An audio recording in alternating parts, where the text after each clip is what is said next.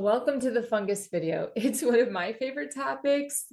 I understand it might not be yours. You might not have ever thought that you would be watching a fungus video. However, today we're going to go over why fungus matters and how to protect ourselves from fungal exposures. Whether you realize it or not, this is impacting you every single day. We are exposed and encounter mold every single time we breathe. And so let's talk a little bit about why this matters.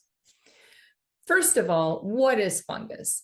We can think of it as an overarching category of a specific type of organism, usually single cell, but it can be multinucleate as well. The main characteristic of these type of organisms is that they grow on, or they live by decomposing and absorbing organic material. Things like mushroom, mold, mildew, smuts. I also include slime mold in this, even though slime mold is its own unique category. It's not a plant, a fungus, or an animal. It's sort of a combination of all three, especially depending on where it is in its life cycle. However, because it does have mold-like characteristics, the body recognizes it as a mold. And it can be incredibly difficult to find and treat in the body because of the way that it morphs throughout its life cycle. The other one there is oomocytes, which is basically waterborne fungus. There are roughly 6 million different species. The thing that we want to concern ourselves with, though, is the type of fungus that we're exposed to symbiotic, beneficial to the body? Is it working along with us? Or is it parasitic or pathological in nature? When fungus is parasitic or pathological, it can do so much damage. Now, why is it so dangerous? Why is this something that I'm so passionate about? First of all, because it's explicitly mentioned in scripture. That's right. The Creator takes a lot of time to make sure that we know what this stuff does and how to take care of it. Let's just look at a couple different references in scriptures. Here we have two different passages where the Creator tells us, hey, if you guys go off the rails and start acting crazy and doing things that you know you're not supposed to do, one of the consequences is going to be mold and mildew. This doesn't mean that every single mold and fungal illness that we have is related to some sort of disobedience or moral issue. Oftentimes, it's just because of the environment that we live in. However, it is something that the Creator uses as a corrective measure to get our attention about something. If He has determined that it's important for us to know about and be aware of, then we should take that seriously. And in fact, there are 2 whole chapters in the Bible that teach the priests, who were kind of like doctors in their day, how to recognize, treat, and then declare something free of mold. We don't have any scriptures specifically about bacteria or virus. We have a couple references to parasites. I believe that's because fungus happens to be the main culprit when we're dealing with things that are negatively impacting our health from a microscopic or microbe position. That doesn't mean that there aren't a lot of dangerous bacteria and parasites out there. However, I do believe that fungus is generally the primary concern for human health. The other reason why it's so dangerous is because of the way that it's used in the medical and different industrial industries. We're going to take a look at antibiotics, but that is one medical usage for fungus. But also, we consume a lot of fungus without realizing it, or at least the mycotoxins that they produce. One of the examples of this is citric acid.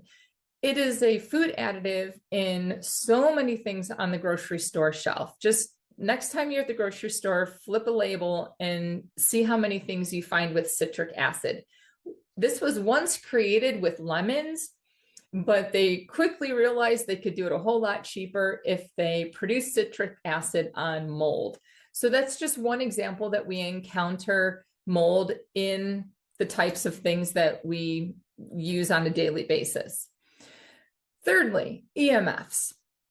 Electromagnetic frequencies. Now, everything has an electromagnetic frequency. What we're talking about in this particular section are the harmful man-made electromagnetic frequencies that come from things like cell phones, Wi-Fi routers, 5G towers, electricity.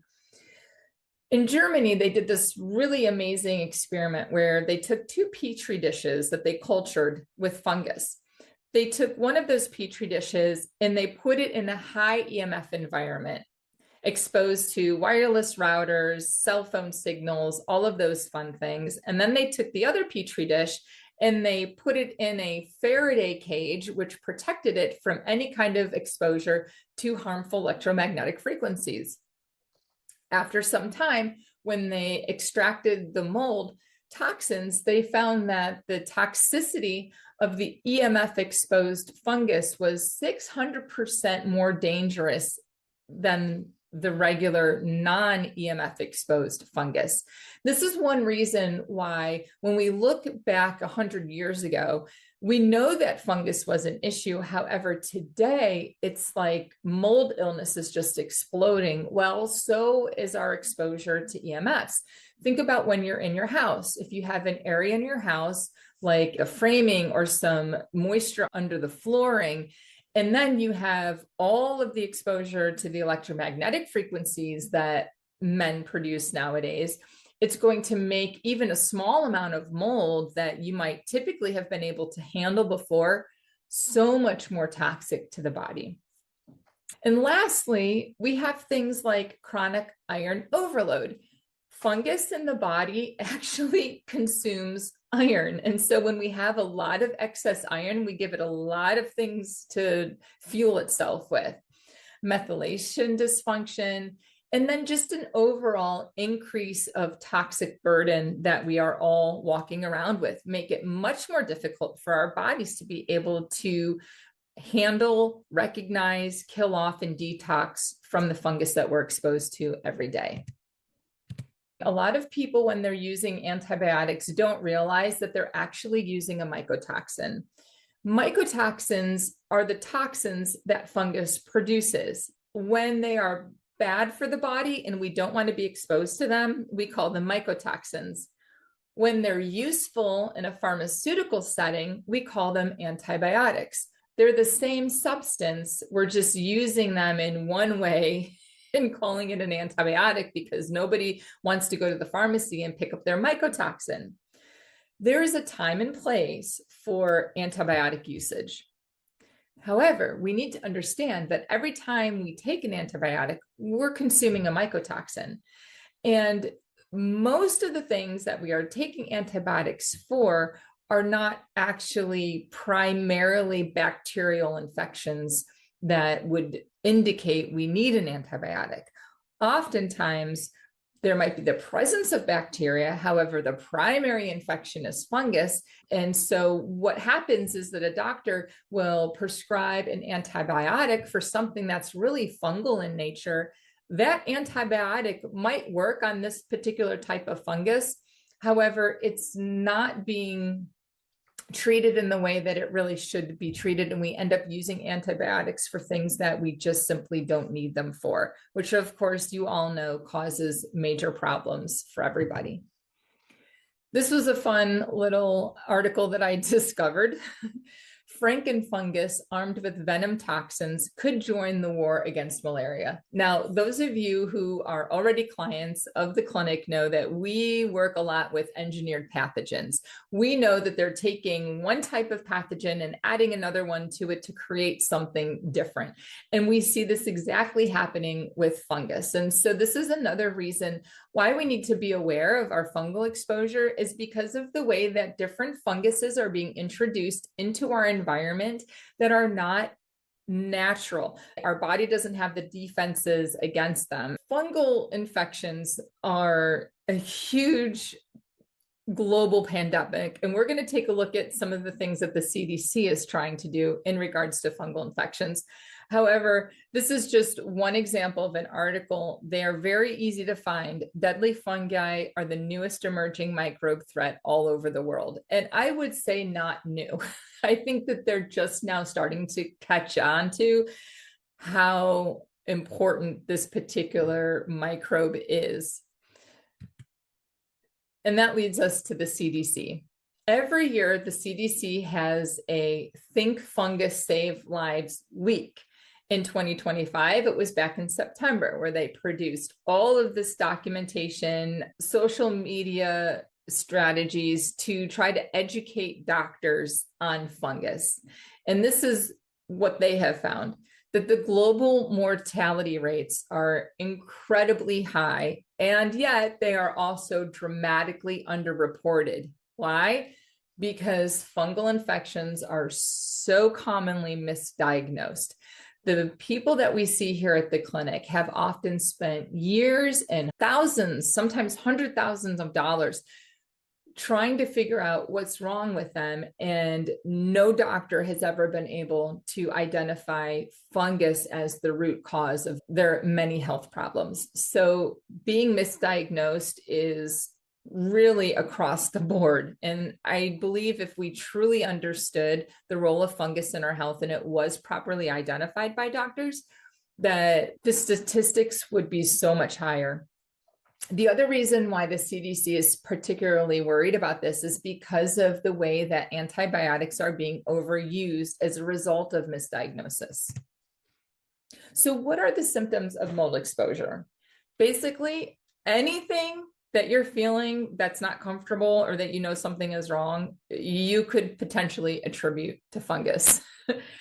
It affects every single organ, tissue, and system in the body, depending on where it is and maybe an area of weakness that you already have. When we look at fungus, it can cause things like headaches, depression, schizophrenia, bipolar. Anytime there's inflammation in the brain, it's going to change our personality. It's going to affect our hormones. When we're thinking about respiration, difficulty breathing, wheezing, coughing, asthma, digestive issues, IBS, Crohn's, cancers, fibromyalgia, MS symptoms are often related to mold. Anything skin related, rashes, eczema, psoriasis, the list goes on. There really isn't anything that we can experience negatively with our health that mold can't do. Does that mean that everything we experience is a result of fungus? No. However, there is no limitation really to the systems in the body that fungus can adversely affect. To draw attention to that particular point, one of the things that the Mayo Clinic did was they took samples from a couple hundred different patients with chronic sinusitis, which was typically treated with an antibiotic. And when they cultured all of those samples, they found that 96% of all of chronic sinusitis was related to fungus and not bacterial at all. Now, this was done back in 1999, and the effort then was to try to educate practitioners to say, hey, instead of giving antibiotics for sinusitis, let's start them on a good antifungal protocol. But I bet that there's nobody that's listening to me who's gone into the doctor with chronic sinusitis and walked out with an antifungal prescription, because the medical field is so slow in catching up with research. And then to make things even a little bit scarier, there are certain types of fungus and parasites that cross the blood-brain barrier. It can actually start to change the behavior of their hosts. Now, this is a story about ants, and there are a lot of sci-fi movies and TV shows that are based off of this idea of getting an infection and having a fungus take over your brain. Now, I'm not saying that that is a real risk here. However, it is important for us to understand that when we are chronically impacted by fungus, it does create less of a desire and maybe less resistance or commitment to making the changes that we need to combat that particular exposure. Fungus also can start to create personality changes. We have something called mold rage, for example. It can contribute to learning disabilities, attention deficit disorder, all kinds of psychological symptoms. Now, unfortunately, we have all of the symptoms that mold can cause in the body. But there's another piece of the puzzle that a lot of people miss, and that is how mold specifically impacts melanocyte stimulating hormone, or MSH. Now, this is a hormone in the body that is particularly susceptible to chronic fungal infections. Not all fungus will impact the MSH levels. However, what we see in the clinic is that when somebody is dealing with particular types of chronic fungal exposure, this hormone will be low. Now, when this hormone goes low, it brings in a whole nother swarm of symptoms related to this low hormone. Here we have an entire list of things: increased inflammation, pain, body temperature imbalances like night sweats, sleep disruptions, changes in mood and energy, difficulty learning, brain fog, that's a common one, trouble losing or gaining weight, biotoxin susceptibility, low libido, excessive urination, dry mouth, reduced nerve repair, digestive problems like IBS, bloating, and gas.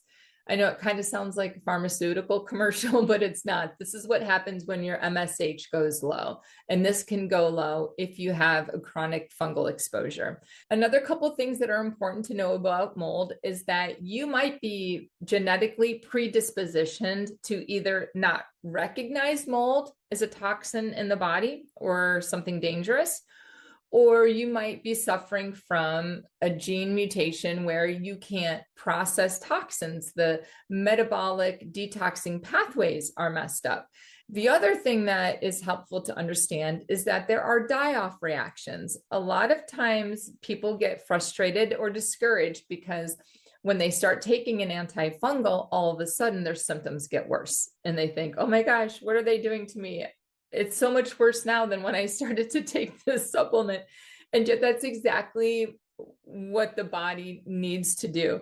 When you're killing mold in the body, it's going to fight back, which means that it's going to produce more toxins. And so it's completely normal to feel a little crappier as you're getting started with an antifungal protocol. There are ways to mitigate or lessen those reactions, but it is a good sign that the body is reacting and doing what it's supposed to do. People also often want to know, where am I getting this stuff from? And it can be our food or it can be our environment, but it's almost always a little bit of both.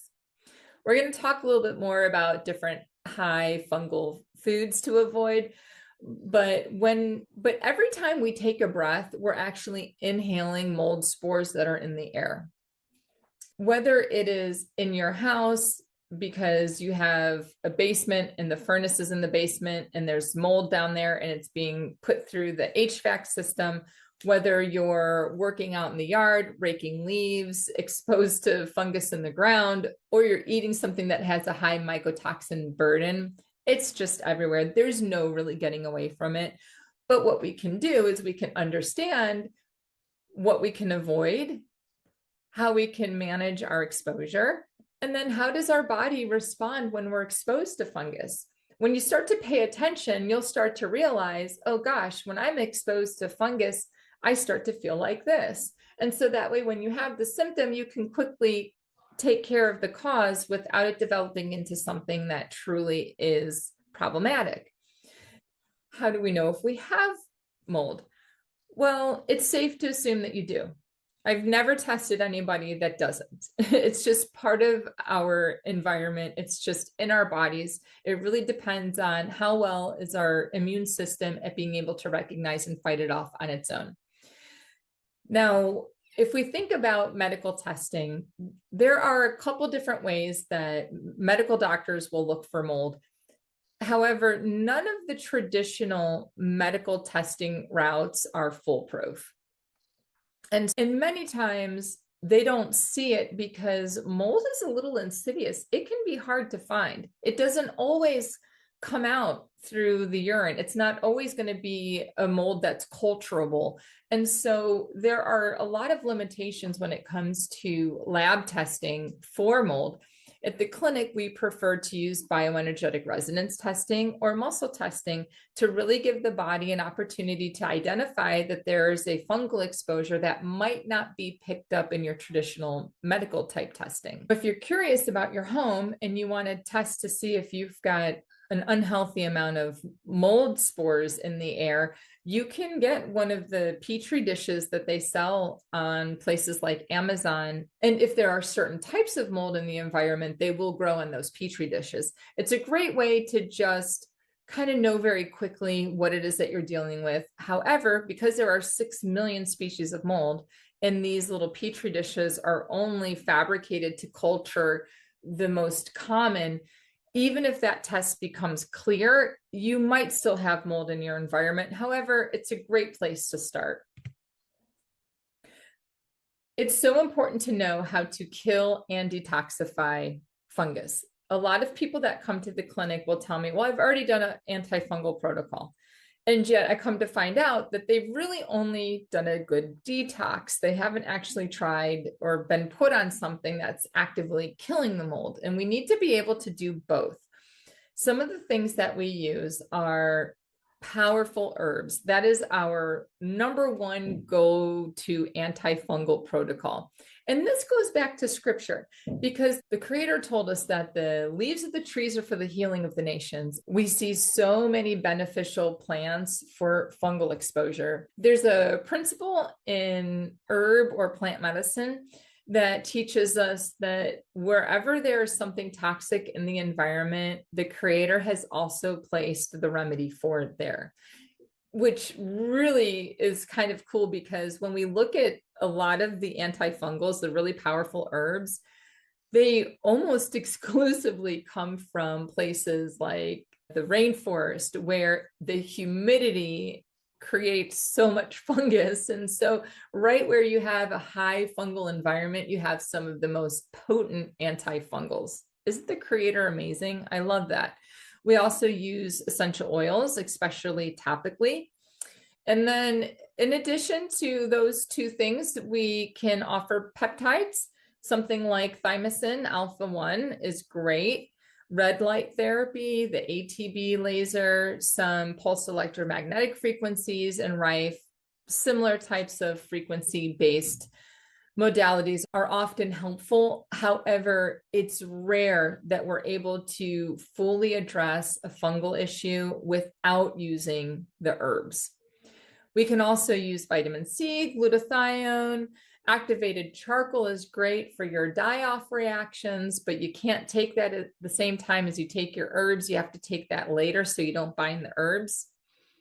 Some IV therapy using ozone and enzyme cleansers are also other things that we can help for our bodies and our environment. So if you want to keep learning, these are some helpful resources that you can explore this topic a little bit more on your own. In closing, let's just take a look at a few things that we need to be aware of that are high mycotoxin or fungus violators. Corn. If you do corn, please make sure it's non-GMO, but avoid it as much as you can. High fructose corn syrup is really high in mycotoxins. So watch out for your corn, your sugar, peanuts, bananas, coffee and teas, oats, different kinds of grains. Those are very common to be high mycotoxin foods. However, we also have to pay attention to our coffee makers, our water and ice dispensers, the things that we use on a daily basis that have any kind of water flowing through them are breeding ground for mildew. And so a lot of times, these are the systems or these are the points of exposure that we don't really think of. Of course, our mattresses and pillows, very important to change those within a reasonable amount of time. If you suspect or you can see mold, please call a remediator, someone who is specifically trained to be able to remove that from your environment. And under no circumstances should you ever use bleach on mold. It might look like you've gotten rid of it because the bleach bleaches the mold and mildew, but the roots go way, way down into the material that it's growing on, and it can make it so much worse. It actually makes mold more toxic. So please, no bleach. There are other products that are actually good for cleaning mold. One of them is Benefect. Anything that's using enzymes is going to be good at breaking some of that stuff down. We also use a lot of ozone generators, and there are two there that you can reach out to. This entire presentation is really about educating you as to what your exposure is, what mold does in the body, and then managing our exposure, because we're never going to fully get away from it. We're never going to be able to avoid it altogether. But if you are aware and you have some tools to combat it, and you're in touch with your body and you start to realize what fungus does to you and your system, you can give yourself the opportunity to live in a highly toxic fungal environment and yet still enjoy good health. I hope this has been helpful. Reach out if you need help managing your mold.